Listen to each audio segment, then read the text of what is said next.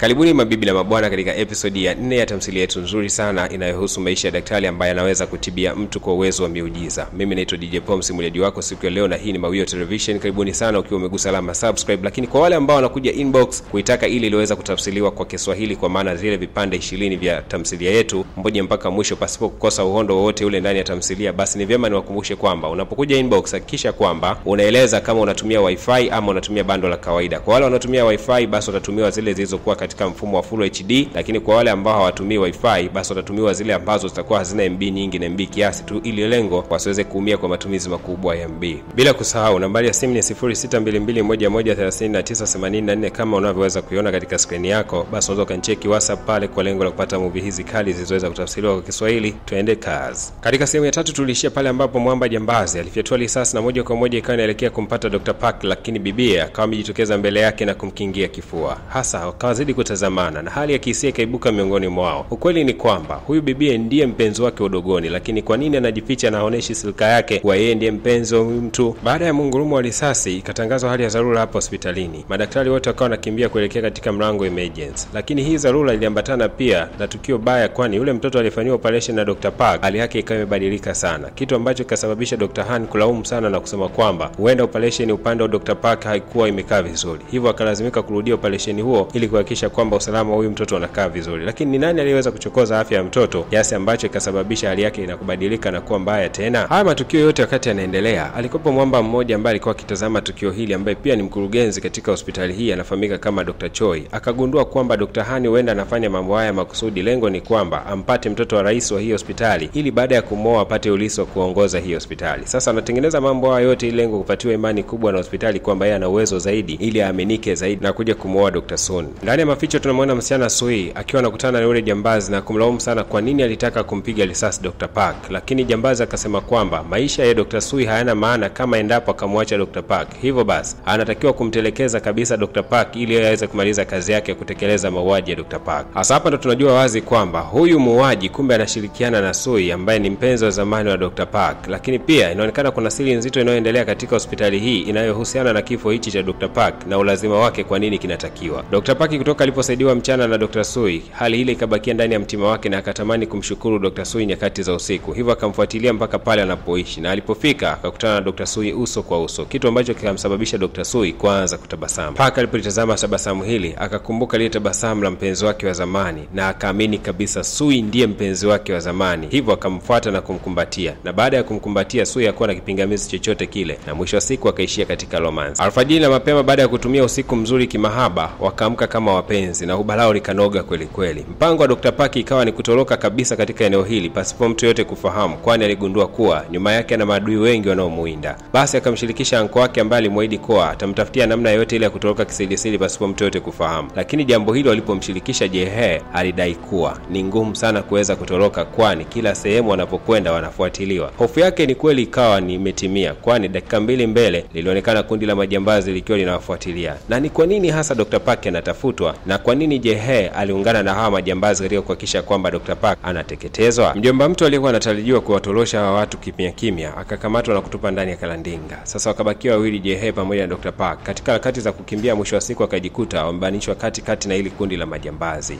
Kichapo kikaanza kwa Jehe, akapigwa sana mbele ya Dr. Park, kitu ambacho kikawa kimemuumiza sana mwamba huyu, kwani huyu ni mpenzi wake, asingeweza kuruhusu aibu kama hiyo iweze kumpata.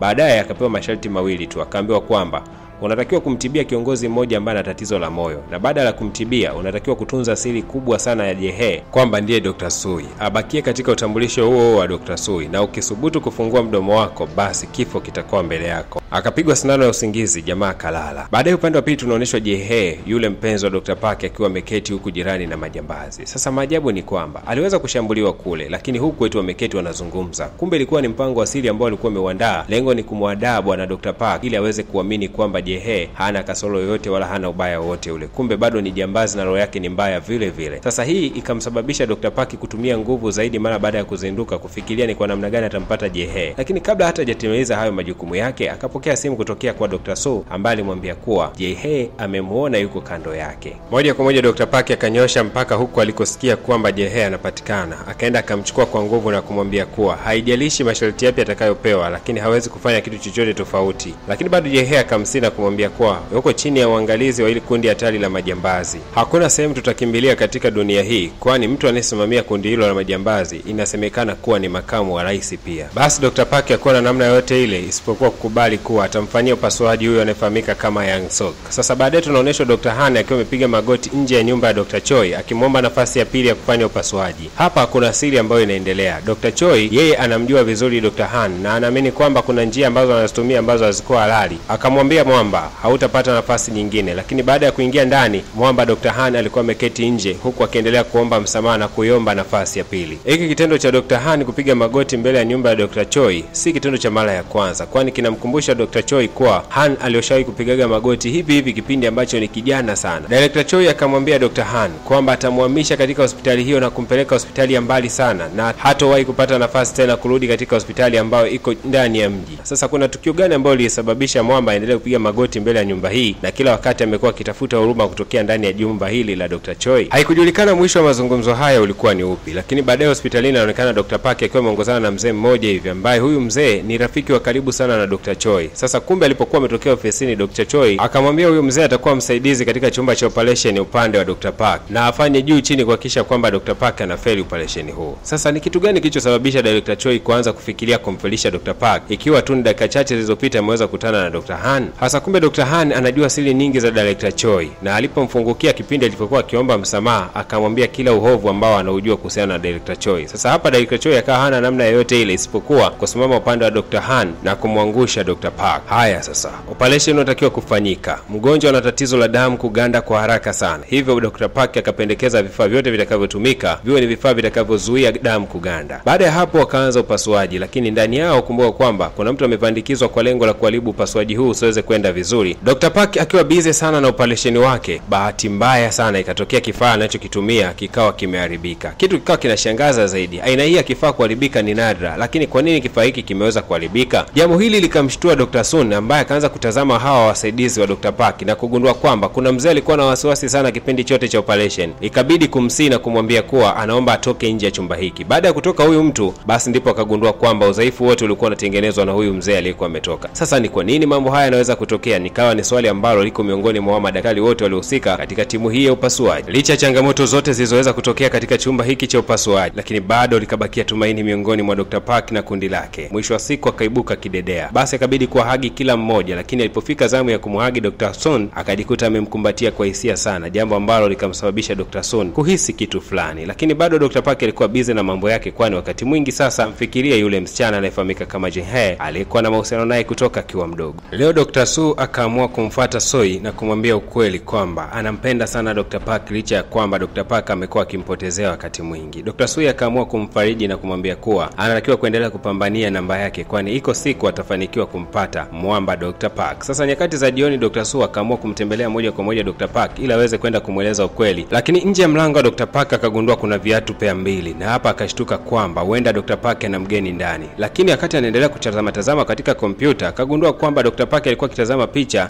ambazo zilikuwa zikimuonesha Dr. Park pamoja na Dr. Sui, kitu ambacho kikamshangaza kwani Sui ndiye alikuwa akimshawishi mchana na kumwambia kuwa anatakiwa kuongeza nguvu katika kumtongoza Dr. Park. Imekuwaje tena wamepiga picha za kimahaba kiasi hiki? Wakati anaendelea kushangaa, ghafla Benivu akawa ameingia sasa Dr. Park akiwa amemshikilia mkono Dr. Sui, kitu ambacho kikabaki kimemwacha mdomo wazi. Hakuamini macho yake kuwa alikuwa ananifariji, kumbe ndiye anayetoka na bwana wangu. Akawa anatoka kwa hasira. Sasa Dr. Park haelewi nini kinachoendelea, akamshika mkono na kuanza kumuelezea kwamba sisi bana tuna mahusiano, lakini bado bibi akawa anatoka kwa hasira, kitu ambacho Dr. Park alikuwa haelewi kabisa kwamba bibi huyu alikuwa na hisia na yeye. Kesho yake ndani ya hospitali waliingia wauni wawili ambao walikuwa wanalazimisha matibabu licha ya kwamba hawajafuata utaratibu kabisa wa kihospitali. Lakini Dr. Sun alivyoweza kuwaona wauni hawa, wakamlamba kibao na kumwambia, "Wewe ni nani unayetuzuia sifanywe matibabu ndani ya hospitali hii?" Lakini pia naye Dr. Sun akaamua kurudisha hicho kibao. Sasa baadaye ugomvi ukawa unaanza kuzuka hapa. Dr. Park akaja haraka sana na kumsaidia Dr. Sun, kitu ambacho kikaonesha hali ya kwamba kuna uhusiano wa kihisia baina ya hawa watu wawili. Dr. Sun akiwa ameketi akapokea msaada kutokea kwa Dr. Park akiwa amemletea ice na huko akawa anamkandakanda taratibu mkono wake, kitu ambacho baadaye kikatengeneza hali ya kihisia miongoni mwa hawa watu wawili, wakabaki wanatazamana. Sasa kujua nini ambacho kitakwenda kujili. Tukutane katika episode ya 5 na ya mwisho ambayo itakwenda kutuonyesha kile ambacho kitakwenda kujili mara baada ya hapa. Na kukumbusha tu wewe ambaye unafuatilia zile ambazo zimetafsiriwa, hakisha tu unakuja inbox kupitia namba ya simu 0622113984. Lakini pia nikukumbushe tu kwamba ni episode 20 zikiwa zimetafsiriwa vyema kabisa.